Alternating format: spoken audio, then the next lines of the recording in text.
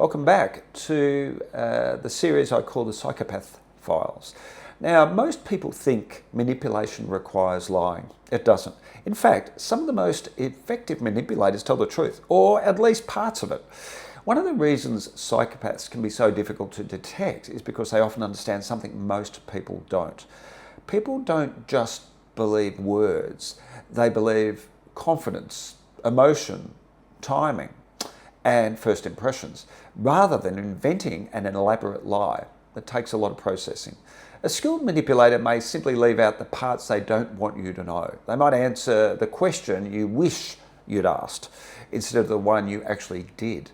Or they'll tell you a series of truthful facts whilst carefully avoiding the ones or the fact that completely changes the story. As a former detective, I learned very quickly that deception isn't always about what someone says. Sometimes it's about what they don't say, and that's why investigators pay close attention to omissions. Now, I've spoken about this before. Often people lie by omission rather than commission.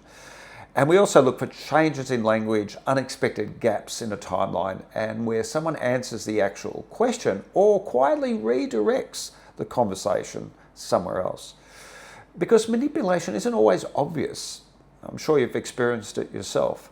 Sometimes it's incredibly subtle, especially in relationships, and that's what makes it so effective. So remember, just because someone hasn't technically lied doesn't mean they haven't told you the whole truth. That's why behavioural analysis is never about listening for a single lie. It's about understanding the complete picture. I'm Steve Van Aperen. Join me for the next episode of the Psychopath Files, where I'll explain whether you can actually spot a psychopath during an interview and why the answer might surprise you.